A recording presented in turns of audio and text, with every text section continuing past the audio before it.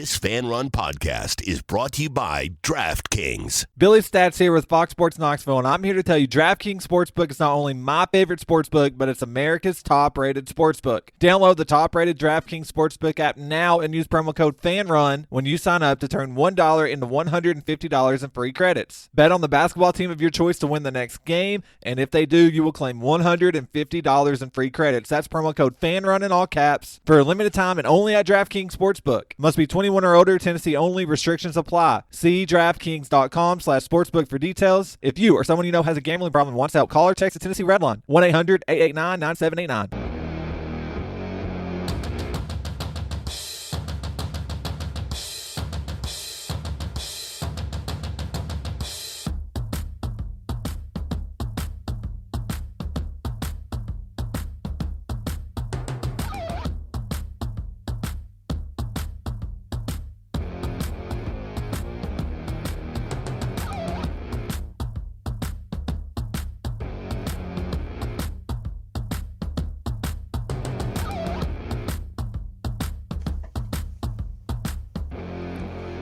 What is up? Good morning.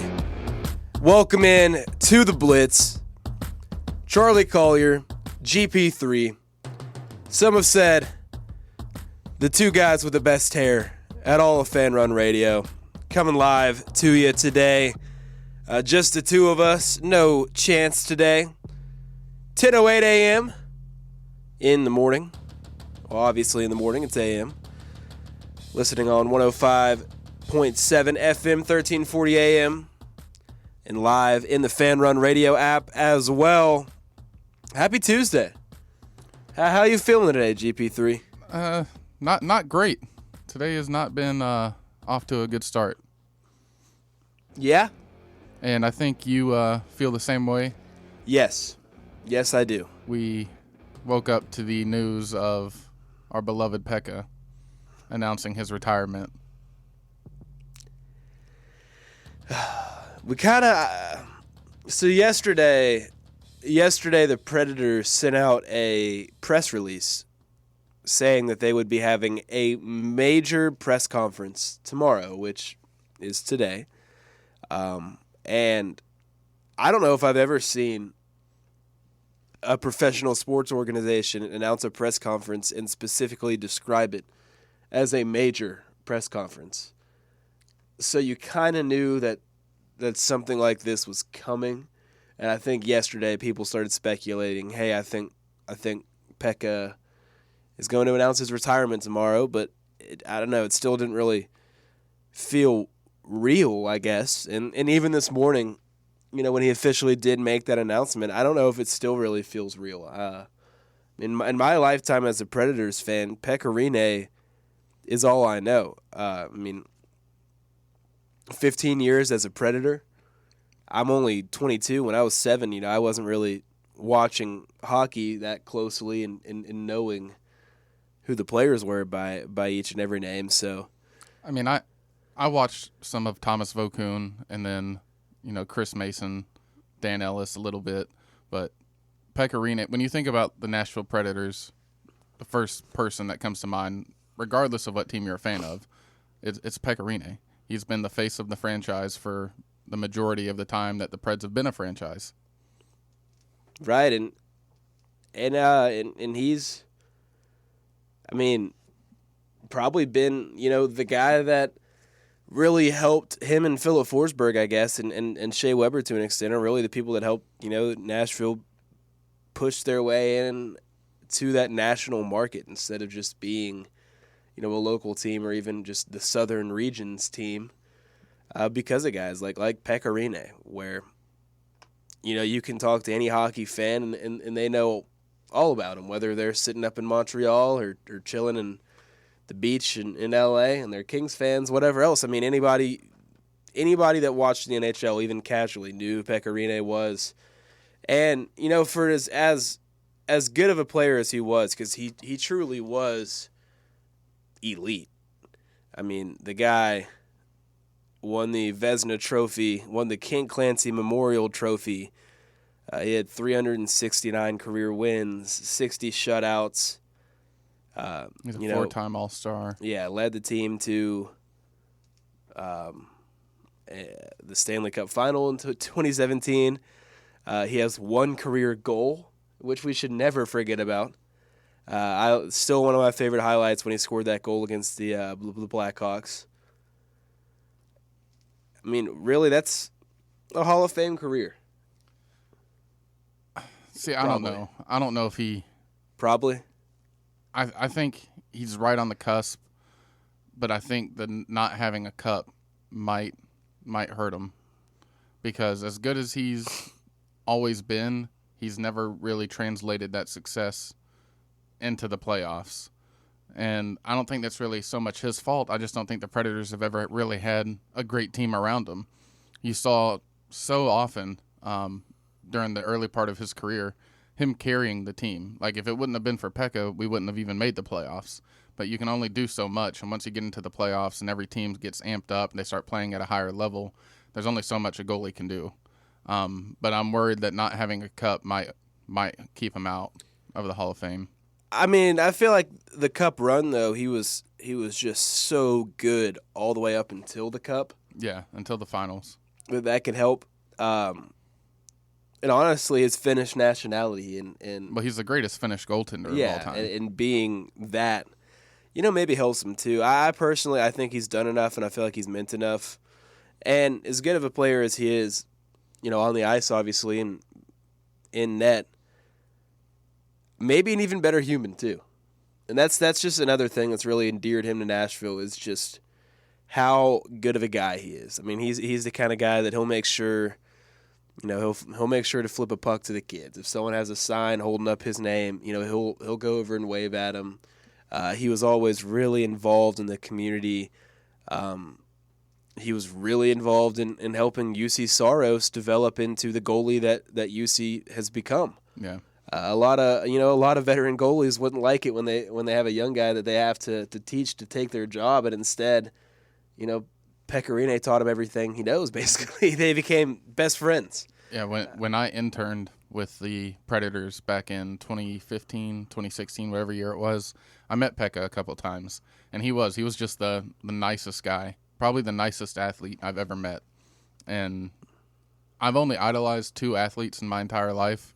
First was Chipper Jones, and then Pecorine. Those are the only two I've ever idolized. So to see him go down and finally announce his retirement it's a tough pill to swallow. He has an article on the Players Tribune, and I'm a little nervous to read it. I haven't read it yet. I was going to read it after the show because I just feel like I'm going to cry. I cried when he recorded the shutout to close out the regular season this past year. I bawled when that happened. I know I'm going to cry when I read this, and you can call me soft if you want, people out there, but I don't know. Good sports moment always gets me to tear up. He wrote that one Players Tribune article after the Stanley Cup final loss, and that was one of the best things I've ever read, too. I mean, Pekka Rinne, great writer. He's great at being able to... He's great at everything he does. If he puts his mind to something... That's really true. But, I mean, he's just a really thoughtful person. He's good at being able to describe, his thoughts and his emotions. So it's a sad day for us Preds fans. Other than that, good morning. Going well? I suppose, other than that. I mean, I knew this day would come. You just had a feeling, but it still hits you like a brick when it finally comes to fruition. Man. Want to hit a break, come back, talk about the home run derby? Yeah, it's getting too sad in here. Let's go ahead and catch a quick break, and I got a little rant for ESPN. Yeah, I'm not even going to play any music. Coming on the other side. Yeah, that's cool. All right. Love you, Pekka. Control is your complete pest management company right here in Knoxville. Cut ties with all the lies that you've been living in. And if you do not want to see me again, I would understand. Back on the Blitz, Charlie and GP3. We've been mourning the retirement of Predators legend Pekka Rinne, but it's time to do other things too. There's a lot going on in the sports world. All I gotta say is there better be a number hanging in the rafters by the start of next season. Oh, and I want a hell of a video too. Yep. Hey, it's like a funerals. Instead of being sad, let's celebrate what happened. Yeah. I know we need to get off of this, but I do have one other thought. The Predators, when they made the press release saying that they had a major press conference tomorrow, when they made that announcement yesterday, that press conference was scheduled for 11 a.m. Central Time, noon Eastern. Right. And Pecorine already announced his retirement this morning. Is there my initial thought was this was going to be about Poyle. I thought maybe he was going to be taking a different role with the team, or stepping down as GM. I thought it had something to do with that.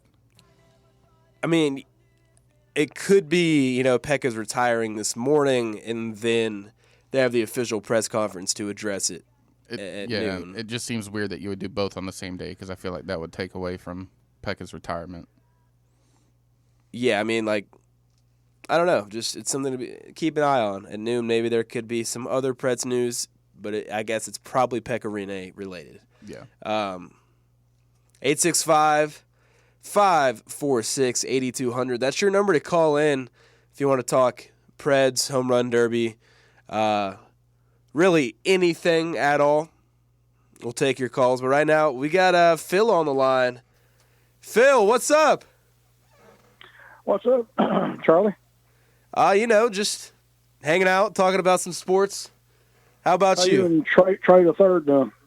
I think we're a little sad that we're getting through it. We're a little sad that Pecorine retired, but I think a pretty good day. I say Trey the third's more upset about Ronald Acuna getting upset than his Pecorine retiring. No, I'm not. I'd already pretty much considered the Braves season a wash, and then with Acuna going out, it just solidified that. The only thing that really upset me was Acuna getting hurt might have saved Brian Snitker's job. I think he's a dead man walking. Yeah, I hope so. Oh, gosh. Is there any truth to what I just saw? I just on my phone going around while I was hearing y'all talk. There's a standoff between Vitello and UT administration on the contract. Y'all heard that? I have not heard anything about that. No, I've heard that the biggest holdup is just the details. Yeah, the semantics with the stadium upgrade and how that relates to Todd Helton Drive, and whether they can get the approval to divert that road and expand the stadium that way, or whatever else along those lines. But I haven't heard anything about a standoff. So that would be concerning if that is true. Well, get John Bryce, see if he can find out something there. I just saw something about the Swain event and John Bryce. It's on the internet, so but y'all. I hope it's not true. I hope everything's going smoothly over there. You shoot too, guys. What do you expect? Anything to be smooth over there? Tony Vitello, he is getting his bobblehead night at the Smokies game in a couple weeks. So he does have that going for him. So he better stick around. Well, I say the women brought a lot of women to be there. I'd say. I want one. But I don't know, guys. What do y'all think about this football team? These commitments they got, are they any good? These players any good? We got. They're certainly not amazing, but the wide receiver that we got yesterday is a 4-star. He's had an impressive offer list. He's one of our top 5 commits now in this upcoming class, and it's kind of the way it goes right now, just because you have a probation likely incoming. You don't know if you're going to get a bowl ban or not, and really, your program's just not in that great of a place regardless of that.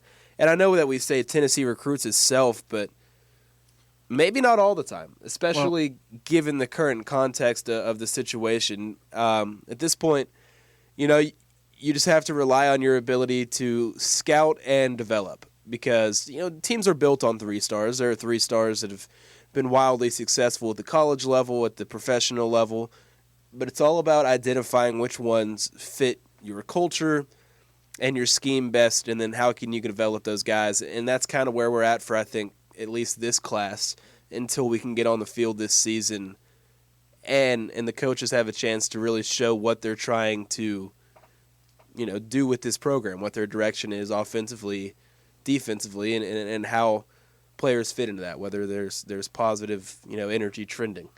My thing with this is usually in the past we've seen like coaches like Butch Jones and Pruitt sell these recruits on a vision, like we're going to do this, but we need you guys first. I think with Heupel, you're going to see him try to implement his system, his play style first, and then let the players come in. Because I think the way he runs an offense, even if it's full of 3 stars, it's still gonna mesh well. So I think you're going to see him try to go out there and prove it first, and then the recruits will start coming. I do think it's going to be a pretty tough first year when it comes to recruiting. I don't even know if we're going to crack the top 20 when it's all said and done. But a name to watch out for, one that I just saw on Twitter, Addison Nichols. We seem to be trending in the right direction for him. He's a 4-star. I think he's a top 100 offensive lineman. He's out of Atlanta. Some guy named Horton, the receiver, they're probably in good shape with too. So I mean, we're going to get our guys. We always do. But I don't think it's going to be anything to write home about. Yeah, you're not in top 20 recruiting class, but Rome wasn't built in a day. And you look, are we going to self-impose 1 year, no bowl, and then take about 2 or 3 scholarships a year for 2 or 3 years? Is that what we're going to do? That would be my best guess, is that you do see, at most a 1-year bowl ban, and then probably 3-4 years of probation where they take 3-4 scholarships from you every year, which sucks. Isn't it funny that we're about to go on probation for paying players when now it's legal to pay players? Yeah, maybe they'll show a little grace because of those circumstances, and because we did get rid of everyone that was involved with it. So there's a chance that you don't even get a bowl ban, maybe, but it feels like it's probably trending towards one. It's really the scholarship loss to me is what's really important, because you've already lost so many players to the portal. And at this point, you're not going to be able to have a competitive roster size for several years. And when you're trying to rebuild, that's the last thing you need, because, if you have these scholarship limits, it's just impossible to fill the holes that you've had come up with these losses to your roster. So they're probably in the transfer portal a lot the next 2 or 3 years. Absolutely. Oh yeah. We're going to live out of the transfer portal. And I thought they did great with the transfer portal this offseason. Finding a couple guys that can start on defense and kind of hold you over until you can restock the defense, and then getting some good depth pieces at positions that need some depth too. Well, do y'all think that Kenny Chandler is going to be the guy who takes us to the promised land next year in basketball? Did you watch any of the FIBA U19 World Cup, Phil? No, I didn't watch it, but I saw the highlights of him about getting hurt. Yeah, where he fell on his face. Yeah, outside of him, that highlight that was rather embarrassing, I thought Kennedy Chandler was great. Yeah, he played terrific during the whole tournament. And it really got me excited. When the tournament started, he wasn't even a starter on the team, right. And then he got promoted to the starting position. That's how well he played. I mean, and sure, that he's playing against lesser competition, and he's playing surrounded by some of the best players, young players entering college basketball. But his basketball IQ was what really stood out to me. Just his ability to move quickly and make decisions quickly, but make the right decisions quickly for the most part, was what really stood out to me, and his ability as a passer and just getting to the rim in general too. I mean, I'm so excited by this kid. He's the definition of a true point guard, and we thought that we might get that last year with Keon and Jaden, and we really didn't. Neither of them were that comfortable as point guards. I agree with you. And we've seen how Rick Barnes' offense operates when you have that true point guard. When we had Jordan Bone, I think that you can get back to having a real and he's better than Jordan Bone. So I think you can get back to having a really good offense again next year with a guy like Kennedy Chandler.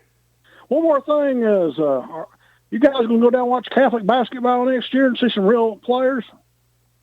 I would love to, Phil, but I broadcast Morristown West high school basketball, so I'm always at those games. Really? Yes, sir. Huh. But Well, if I get the Morristown chance, I'll East go. played Catholic last year, so I don't know why Morristown West wouldn't play Catholic. You know? It'd go really bad.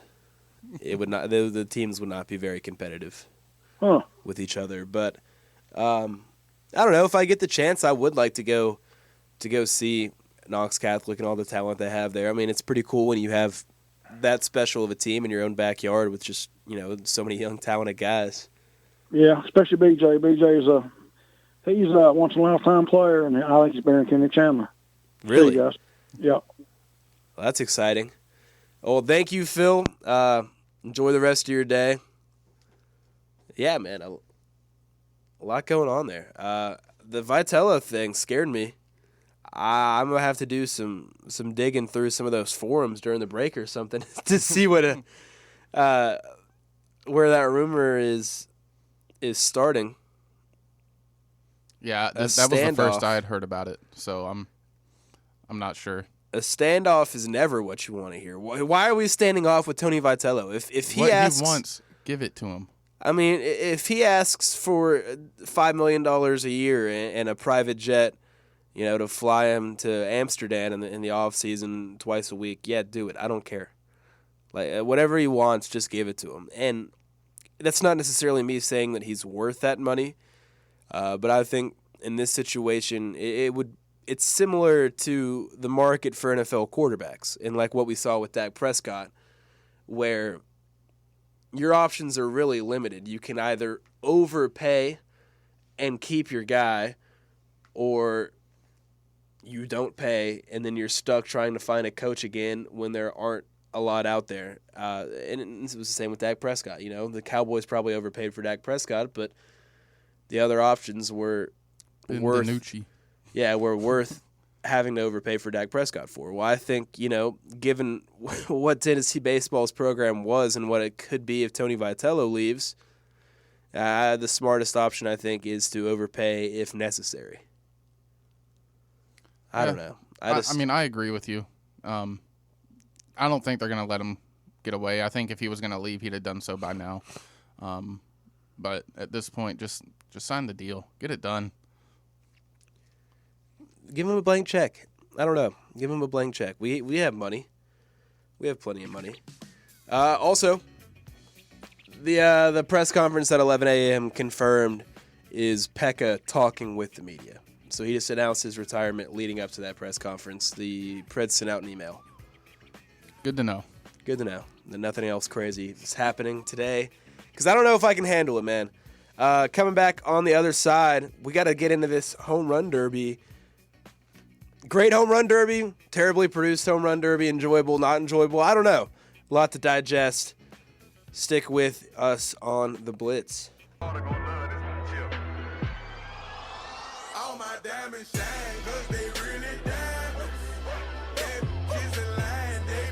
Back to back. Pete Alonso just crushes home run derbies. I mean, the dude is phenomenal. It was like he was built for these kind of things. Wow. It was never That's really all you in can doubt. really say is just wow. As soon as I don't know why we overlooked him yesterday. You know what's funny is if I wouldn't have taken Soto just to spite you, I was going to take Pete Alonso. So me getting my lust for spiteness cost me breakfast. Maybe that's what spiting people leads to. He was nuts. We did overlook him. I have no idea why we overlooked him. I think it was mainly just because he had already won once. Yeah. Maybe he wasn't going to put full effort into this one. And then I think Shohei was getting so much attention. And then Chapman and Gallo with their big bats playing in Colorado, I think a lot of people thought they would do better, but their pacing, both of their pacings were just awful. Well, pitching plays such a big role too, and I feel like that's often overlooked. But the pitching for Pete Alonso was excellent. Probably better than the last time he won. And Right. it was somebody else who pitched to him in 2019. I mean, the pitching was great, and Joey Gallo had pretty bad pitching. Yeah. Matt Olson, his pitcher, just not throwing another ball when they needed it most. Yeah, he needed one more, and he just admired that last one for like 7 seconds. Matt Chapman had the same problem, where his pitcher looked like he was trying to strike him out the entire home run derby back in 2019. These A's players need better pitchers. But Pete Alonso, as soon as he started swinging in that first round, I mean, he got like 5 swings in, and you just knew, okay, well, it's everyone else competing for second behind Pete Alonso. Yeah, he kind of feels to me like Aaron Gordon when it comes to the NBA dunk contest. Like a good player, pretty good player, but built for this competition. Because I don't think Pete Alonso is an elite first baseman in the MLB. I think he's really good, but when it he's comes a solid power hitting first baseman and above but when it average comes player. to this competition, I don't know if there's anybody better. I mean, Ken Griffey Jr. went back to back to I'm back. talking about but active in right terms of active players, yeah, I agree with you. I don't think there is anybody better or built for this better either. And he doesn't even look tired, man. He's just dancing. He said he was playing some like 3-6 Mafia. Yeah. And Mob. Some pretty good stuff. And really just I'm not sure if he's ever going to lose another home run derby. The next one he loses will be the one that he's not participating in. He said he stayed up. He said the home run derby was one of the only nights of the year every year that he got to stay up past his bedtime. That his parents let him stay up and watch it. Growing up, it was his favorite event. He's been training for it up in New York, where he just been going through practice rounds and training for the home run derby over and over again. He already said he wants back in again next year. Tatis also said he could be in next year, so that could give us a fun little battle between those two. But Pete Alonso, man, that was special. Before we get into the rest of it, though, ESPN, what are you doing? What are you doing, man? You almost ruined one of my favorite events of the year. You put just about every graphic in the world that you could think of on my TV screen, except for the only one that people care about, distance. The entire storyline of this home run derby was distance. That's all anybody talked about leading up to it was, oh my goodness, we're playing in Coors Field and the altitude and the balls aren't humidified and the weather conditions are perfect to promote ball flight and these guys really got some power, Joey Gallo, Trevor Story, Shohei Ohtani, those are guys that can all hit it over 500 easy, especially in these conditions. We could even see 550. FanDuel, DraftKings, BetMGM, all these other sports books, they're all doing these big promotions about distance. You've shown us the distance every single year. In the stadium, after every home run, they were able to have a tracker that showed exit velo and distance. But somehow ESPN can, tell us all these unimportant details, but not the distance? Really? And then, oh boy, did that rule that you have to wait for the ball to land that they got rid of backfire on them because it became impossible to keep up with any of the home runs. We didn't get to, really actually experience any of them or enjoy any of them or take any time to recognize them because the next ball was about to land one after the other. The cameramen couldn't keep up. And then whoever was in the producer's truck should lose their job yesterday. They just kept showing us, player shots of the guy that he's competing against or, let's just show Tatis again laughing. Oh, everyone loves to see Tatis laughing. Or cut to Shohei in the batter's box like, hey, you got all the time in between rounds. You got the timeouts where you can go show random videos of the players that we can just Google. Like, we know what the players look like, guys. We don't need to see it over and again. We're tuned in for the home runs. Show us the home runs. Show us the home runs and show us the distance. ESPN, garbage production. It's terrible. And it was going to be one of the better home run derbies we've ever seen. If you produced it the right way, it'd be right up there with Bryce Harper's comeback against Schwarber and Josh Hamilton going off as some of the best home run derbies ever. But now all people are going to remember this one as is the one where ESPN screwed everything up and some guy fell over a railing. That's it. And we didn't even get to enjoy the guy falling over the railing because we had to try to find the next home run ball that we couldn't keep up with. This is why I miss the old format. The 10 outs? Yeah, the 10 outs. That's the one I like because you can be selective with the ones you swing at. It's easier to track the balls because you don't like when you have to wait for the ball to land, like it cuts into their time and it's just you're not watching them swing as much. I want to see them swing, give their all every time, swing when they want. I don't know. I just like the old format better. Couldn't agree more. The old format was perfect. But no, we got to change things up because people like change. You know, the home run derby was boring. Let's throw a clock on there and just make them swing over and over again and wear themselves out and wear themselves out for the next week after the All-Star break too. Yeah, that's more fun. Jeez, get it together, ESPN. And then I even switched over to the StatCast broadcast thinking, oh, maybe on the StatCast broadcast they'll be showing the distance and everything. Nope. No, they can show me. All they showed was the exit velocity and the launch angle. Yeah, they can show me the launch angle, but no. Goodness, they can't show the distance. Are you kidding me? I really thought we don't have that kind of technology. I really thought that they were going to not show the distance live so that they could lie about it for the sports books because of how much money was probably invested on this because I know FanDuel had their over-under set at 519.5. And I was like, oh, God, if they're not showing distance shout live. out Juan Soto. Yeah, and then you're welcome. Juan Soto did hit one 520, so, I mean, you can put that conspiracy to rest. But it's aggravating. Everybody wanted to see how far these guys were hitting it, and they said Shohei Ohtani hit 6 balls over 500 feet, and I still don't even know what his longest one was, where they landed at, which ones they were, because they didn't tell us. They didn't show us replays or anything. They just said, 6 of them went over 500. Cool. I didn't get to see it. You ruined my life, ESPN. ESPN, man. As a kid, they were just the best thing in the world. No, they were. I would go to sleep watching ESPN. I would go to sleep watching it. I wake up watching it. I'd spend my day watching it. And now, I can't turn it off fast enough unless there's a live event. Unless it's Pardon the Interruption or a live event. Yeah. I used to watch the highly questionable with Dan Le Batard. But of course, they ruined that too. That one left. Man. ESPN, I don't know when the last time they made the right decision was. I really don't know. I mean, they have royally messed up every decision they've made for many, many, many, many years. I mean, every play-by-play broadcaster they assign, every change to the programming they decide, their production decisions, even like with the home run derby last night. They just can't get anything right. I mean, the ESPYs, too. Did you know that happened over the weekend?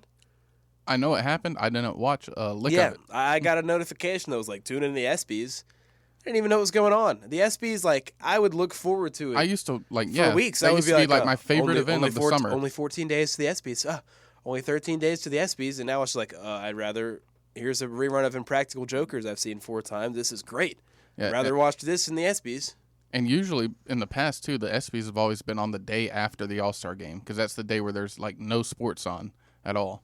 And they've switched up the time when that happens. And I don't know. They've made it a huge political propaganda show now. It's just people who want to watch for sports are finding other outlets. Exactly. I mean, it's tough. ESPY viewership actually is down 86% since they gave Bruce Jenner that Courage Award. That's not surprising. No. It's like I said, people want to watch sports. They don't want to be lectured when they tune into ESPN. I mean, that's a whole nother topic. That's an entirely other topic. But the fact of the matter is, they're always screwing up one way or another. And last night it was the home run recent derby. example was the Derby. What will it be next week? Well, it might be something else this week before we even get to next week. But thanks a lot, ESPN. I wanted to just sit down and enjoy one of my favorite events of the year, and instead I just was frustrated the entire time. Shout out Trey Mancini, though. Great story.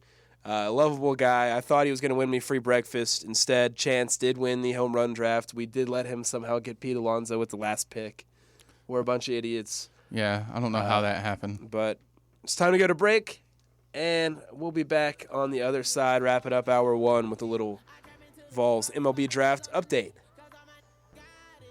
The streets. I keep 100 racks inside my jeans. I remember hitting them all.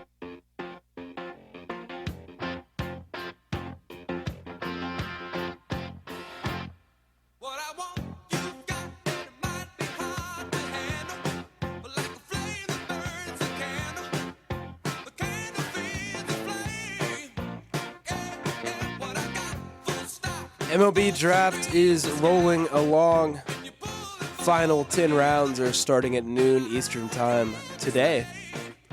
So in about an hour and 15 minutes, it is a shortened draft, just 20 rounds, but 5 Vols were selected in the first 10 rounds of the MLB draft, the most in program history. Previous most was 4, which was also accomplished by Tony Vitello. Absolutely, I mean, just incredible. I believe that was a tie for 4, but Tony also accomplished that in his second year, I think, at Tennessee. It really speaks to the talent that he's brought in. Chad Dallas, maybe a little surprising. He was the first Vol off the board in the 4th round, pick 121 over to the Blue Jays. And then even more surprising, Liam Spence was the second Vol taken. Yeah. Both of them jumping Max Ferguson, who was presumed to be probably the first Vol taken out of the 5 that went in the first 10 rounds. But yeah, Liam Spence goes in the 5th round, pick 154, and then just behind him at pick 160, Max Ferguson also in the 5th round. And then Connor Pavoloni and Jake Rucker both went in the 7th at 197 and 219, respectively. So that's Rucker can come back, though, can he? Yeah, I mean, any of them can. I thought. Well, Chad Dallas can't. He's a senior. Yeah, but everyone got a COVID year. Yeah, I guess that's true. So anyone can technically come back. I don't really think anyone will, at least not from the top 10 rounds, just because, the older you get, the less money you get. So I think they'll probably just go ahead and take their money now. You're losing one of your 3 starters now, I guess, and then. But the one high school commit. Yeah, but Chase Burns. Yeah, did reaffirm that he is coming to Tennessee. So yeah, you lose one of your 3 starting pitchers and 4 of your starting, 8 position players. Yeah, well, we're gonna lose first baseman. I'm blanking. Luke Lipsius. Yeah, Lipsius. Yeah, and you're probably gonna lose a couple more, but for now, that's what you lost. Lost Pav. But Ryan Spikes, the Tennessee signee, got drafted 3rd round, and so did I lost it for a second. Who else am I thinking of? The other Tennessee prospect, Dayton Dooney from JUCO. He was drafted in the 6th round. He was a freshman All-American during the 2019 season at Arizona. He committed to Tennessee before his junior season at Arizona Central. He hit .376 in JUCO. He has 2 years of eligibility left, but after next year, he'd be eligible for the draft again. So he might try to improve his stock at a Power 5 school and go back in. But Brady House, Dooney, and Spikes, all the Tennessee signees / commits that were drafted within the first 10 rounds, still could potentially see. Spikes is interesting. I think that slot is around $500,000 where he got drafted at, and guaranteed money. So does he want to come to school for 3 years and try to improve his stock? Or, $500,000 is a lot of money. I don't know. I can't be sure one way or the other, but you can't be mad at a guy for accepting that much. Yeah, I feel like he's really the definition of a toss-up, whether he'll end up coming to school or not. But he also has a pretty good chance to start, I think, right away if he does. So we'll definitely keep an eye on that. Dooney, I feel like, is maybe more likely to come back. And then Jackson Leith, Camden Sewell, Luke Lipsius, Sean Hunley, as well as incoming transfers Seth Stevenson, Seth Halverson from Missouri, and then Christian Moore are the guys you want to keep an eye on today for those last 10 rounds. Either way, though, with the recruiting and with the players you still have on the roster, as long as Tony V is there, looking like another really good baseball team coming to you next year. And again, Chase Burns staying with Tennessee, absolutely huge. The kid from Beach was phenomenal last year. Yeah, I saw something in 56 innings of work, 56.1 innings of work. He had 136 strikeouts. Yes, the dude was just mowing down the rest of Rutherford County. I mean, he tops out those at poor guys. He tops out at triple digits on the radar gun. He sits at around 95, 96. He has, I mean, all the tools to be a starter day one. But we gotta end this hour, finish it up. But still got a packed hour 2 coming up for you. Maybe a little fact or fiction. We got an opening drive, which is surprisingly like a lot of hockey stuff. And we got some top 10 lists to get into. Yeah, that's how you know it's summer.